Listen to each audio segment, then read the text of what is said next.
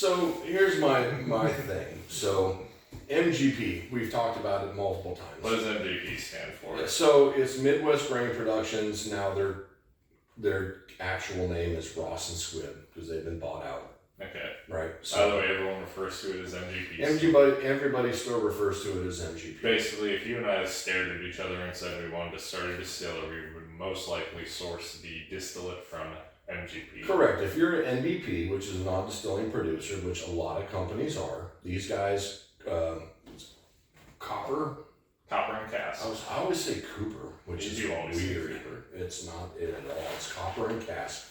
They're out of Rhode Island, right? So cool. Started a distillery in Rhode Island. They source strictly from MGP, right? And now here's the thing with Copper and Cask is they get like good age statements on their whiskey. For instance, all of these bottles have a minimum of an 8-year age statement. Correct. So minimum 8-year age statement, which means that's the least amount of time it spends in a barrel in the blend that they're in. So they're sourcing stuff that's minimum 8 years. They could be using 9, 10, 11, 12-year-old whiskey in the blend as well. Now, I've said before, taste is subjective. Indeed it is. Right? So everybody has their own palate.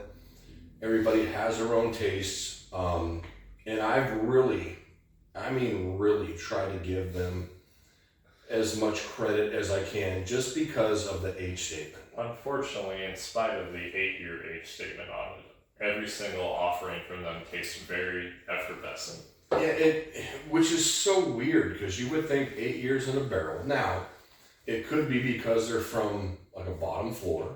Sure. Right? So they're getting less air circulation. And if you don't know about rick houses, most of them are 8 stories tall. Most, right? So you've got, 80 feet going up and down.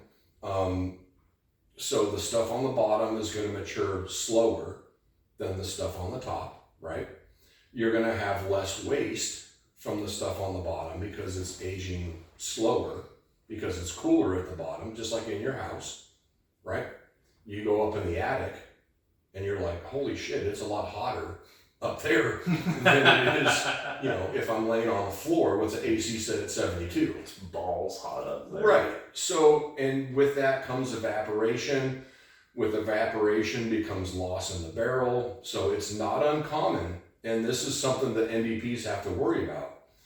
If they buy a certain amount of barrels and they don't know what floor they're coming off of, you could spend, $4,000 on a barrel that's literally on the top floor. And when it arrives to your place for you to work with, you have no whiskey in the barrel, like zero. Like you can have that much evaporation. Now, the sweet spot is to have the least amount of evaporation and the most amount of flavor. And every rick house has got its sweet spot. Your theory, though, is that Copper and Cask is not receiving the sweet spot barrels. I'm guessing they're doing the best with what they can. Sure. Right? So with this, because I believe that MGP significantly reduced the amount of contracts that they've had open since. Well, they used to contract distill with a bunch of companies, and they still do.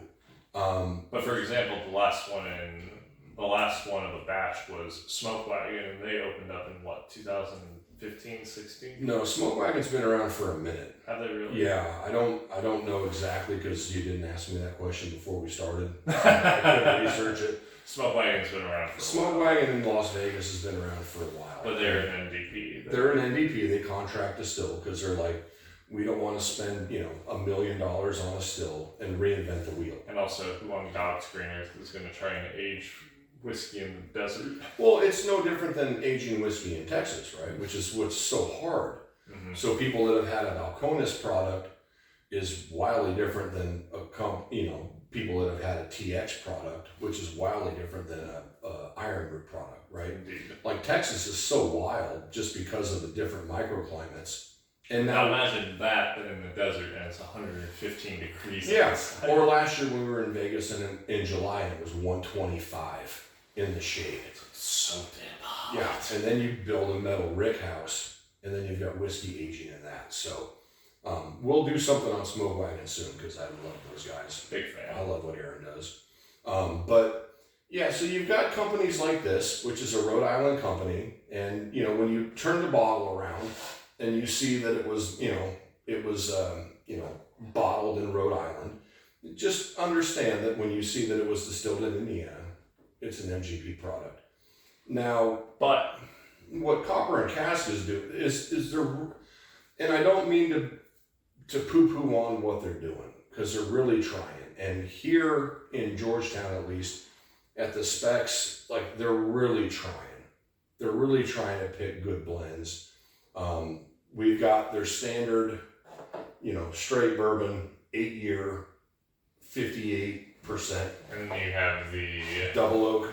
offering and what they refer to as a cigar. Their cigar blend, which is finished in Armagnac and I believe cognac casks. I think so, yeah. Is that what it says on there? I believe that's generally what a cigar blend is. Armagnac, sherry, and cognac. Okay, so they're really trying, and I don't mean to poo-poo on them because Neither do I, because they're the distillers do good work. Everyone involved in the organization does do good work. there's a lot of work that goes on into this. It's just, However, the execution.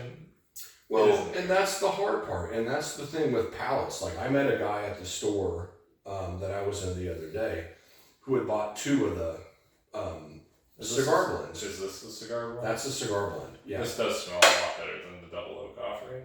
Yeah, we had the double oak the other night, you and I, just to try it. And the first thing out of my mouth was, it tastes very, very young. Yeah, it was young, which is wild because the cigar blend, or the double oak, is still 8 years, 110 proof. But it sort of tasted on the younger side, which would lead me to believe that perhaps it was on the lower floors, right? And so the middle and upper floors are going to get sold to, people that spend a little bit more money, right? Which is why we've talked about before with the double oak stuff. You take younger whiskey, you throw it in a used barrel, and try to. How much are they asking for these bottles? Now, here's the thing. These were only $50 bottles. Okay, that's not bad. So they weren't asking, and that's what I love about the Cooper Cask, is that they weren't asking an astronomical amount of money for it. So for a $50 bottle, at least in Georgetown, Texas, for $50, not bad. You could do a lot worse. You could do a lot worse, right? But for this one, it's a little less like cinnamon toast crunch that you get with the Armagnac barrels. But it's still pleasant. It still tastes young, but it's not nearly as noticeable as with the double oak. Correct. It tastes young. And now we just did a whole double oak thing where you could argue that the Woodford double oak is so much richer and more flavorful. And it is. And it is. But, of course, that makes it less approachable. For some people, for sure, especially if you're in the beginning stages of figuring out what you like and why you like it. Now, for me, this finish, it's not comparable to Magnus cigar blend. But at the same time, I didn't pay $250 for the cigar blend, which I did. And this is $50. That's a rare bottle, right? So it was worth the $200. Yeah, which is why we probably won't review it because it's an old bottle and people can't find it. So what's the point? Could be fun anyway. Yeah, I mean, any chance to drink it, I get it. I get it. We can drink it right now if you want, but yeah, this is one of those things. So I guess my point in doing this is, which is what I've learned, is, which I go back and I sound like a broken record, but you really have to trust the people if you're asking questions to point you in the right direction. And who would you recommend to buy Cooper Cask? Well, excuse me. If you've never had a cigar blend, now it doesn't mean that you have to have it's just terminology. Mm-hmm. It doesn't mean it's going to go great with a cigar because depending on the cigar, because we're cigar guys, I could definitely point you, depending on the cigar you have, I can definitely point you in a different direction, right? Indeed. You don't have to have a cigar blend. But the cigar blend is just a typical, marketing strategy where, it's multiple cask finishes typically. Iron Root being one that it's not, because Iron Root is actually their Harbinger bourbon mixed with cognac. Like, because the first time I had their cigar blend, I'm like, holy crap, what cask you finished this in? And the lady was like, oh, we didn't. It's just literally our cognac mixed with our Harbinger. So, there's no rules, I guess, at the end of the day for cigar blends, but typically it's going to be a cognac, it's going to be a port, it's going to be It's going to be some kind of dark flavor, because unless you're having a Connecticut wrapper, cigars are going to be dark and complex flavors. Yeah, 100%. So for me personally, for my palate, the Cooper and Cask, I like what they're trying to do. I just, for my palate, it just doesn't really work, right? It comes off, even with that age statement. Sorry, I'm gonna choke myself out. Maybe not. But yeah, and this is the thing I learned about these guys, which is why full disclosure, I sold the shit out of this, right? Because it's 8-year MGP. And sure. I'm like, and if it is to your palate, it's great. I'm like, how bad is 8-year MGP, right? Well, when I tried it, it was like, okay, and obviously we drank the whole damn bottle. It can't be that bad. It's not terrible. It's just I kept trying to make it work, right? Where and this is something that's interesting because they are in Rhode Island, right? So you have to look at climate, you have to look at temperature, right?